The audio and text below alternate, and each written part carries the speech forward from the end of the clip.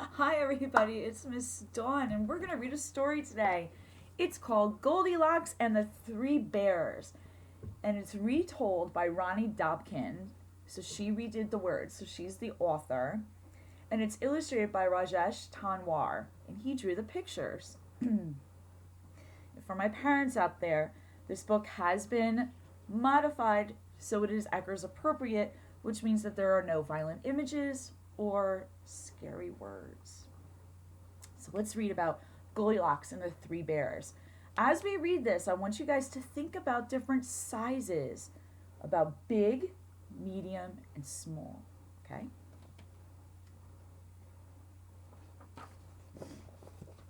Once there was a little girl with a bright, happy smile and long, curly blonde hair, and everyone called her Goldilocks.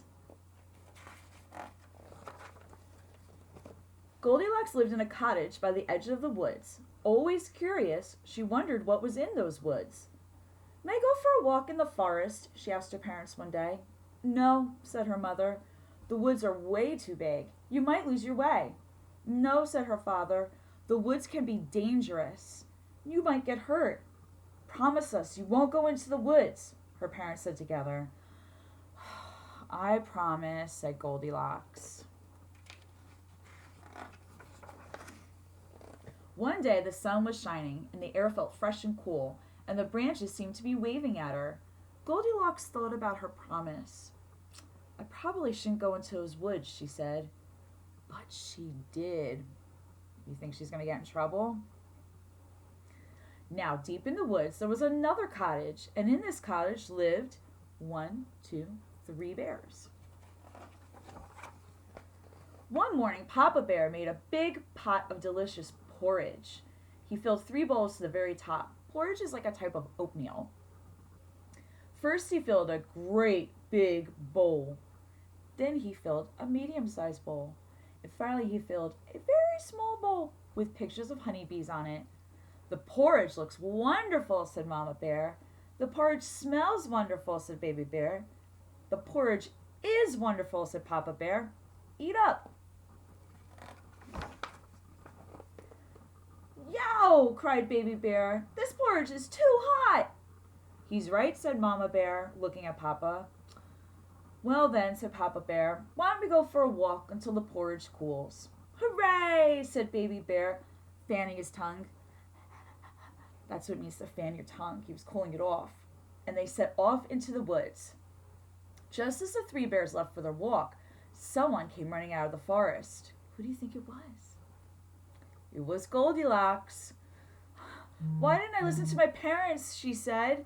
Now I'm lost. I don't know which way to go.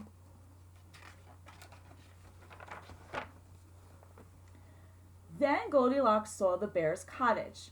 She remembered that her father spoke of a bear family that lived in the woods who once helped him gather wood kindling. They must be friendly, so maybe they'll help me find my way back home, she said. It appears to be no one home. It's not polite to enter someone's house when you're not invited, especially when they're not home. But I'm scared alone in the woods, Goldilocks thought. I'll just wait safely inside until they return. The first thing Goldilocks saw was a cozy living room. In it was a fireplace and 3 chairs made of wood. 1, 2, 3. One was a great big chair with a tall back and thick arms. One was a medium-sized chair. It glowed in the light and had soft, fluffy curtains. And one was a very small chair with butterflies painted on it. Goldilocks suddenly realized her feet hurt. This isn't my house, she said, and I probably shouldn't sit in those chairs. But she did. First she sat in the great big chair, and the scratchy wood left splinters in her bottom. Ouch, she said. That chair is too rough. Next, Goldilocks sat in the medium-sized chair. The chair was so slippery, she slid right off. Whoops, she said. This chair is too smooth. Finally, she sat in a very small chair. Sighed Goldilocks. This one is just right. Crash! The chair broke to pieces. Oh no, said Goldilocks. Look what I've done. I have to leave. But then she smelled a wonderful smell. Always curious, she followed the smell to the doorway of the kitchen. What do you think she's smelling? Yeah, probably the porridge. On a table in the kitchen, Goldilocks saw 3 bowls. The wonderful smell was coming from them, and suddenly Goldilocks realized she was hungry. I probably shouldn't taste what's in those bowls, said Goldilocks. But she did. First, she tasted the porridge in a great big bowl. Ow! She cried. This porridge is too hot. Next, she tried the medium-sized bowl.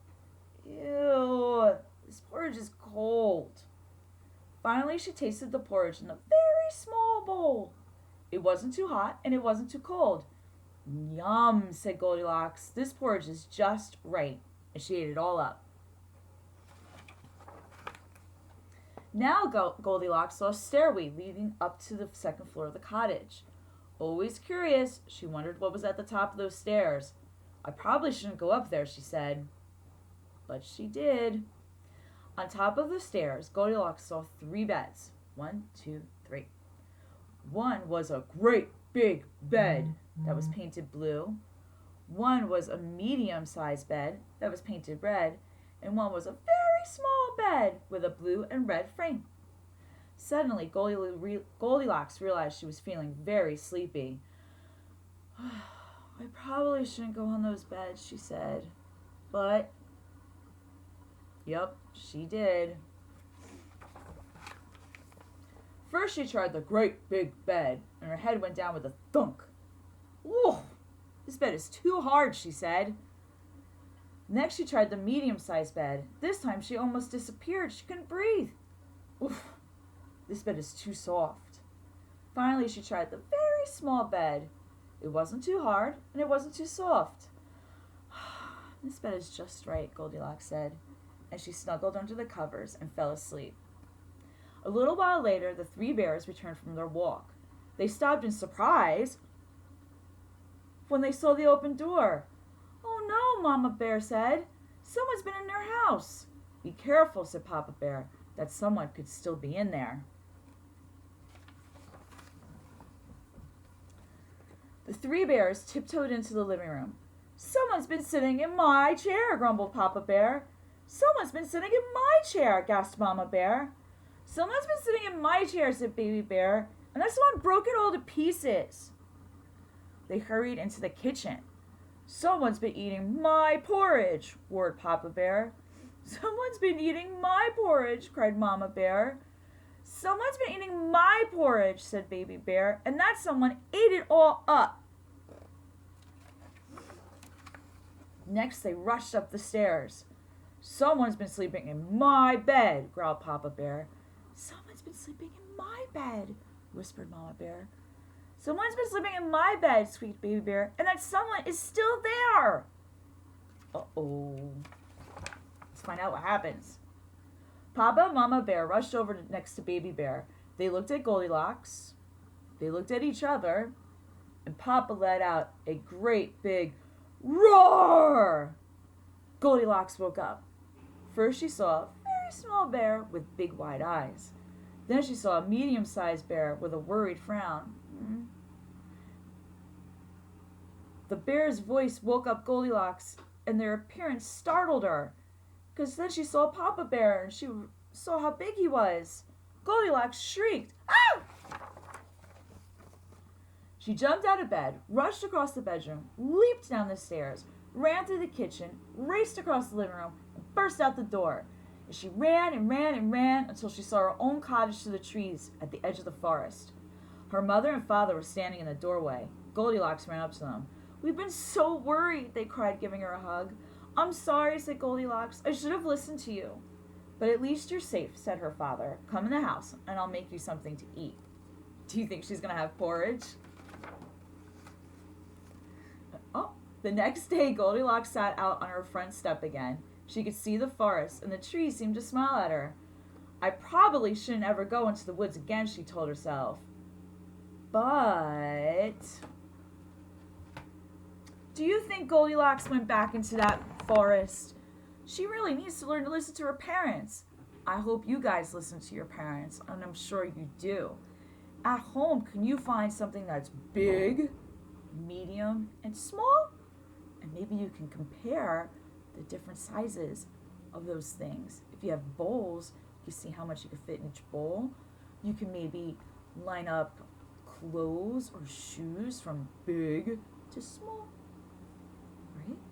I want you guys to stay happy, healthy, and safe. I love and I miss you guys very much, and I hope to see you soon. Bye, love you.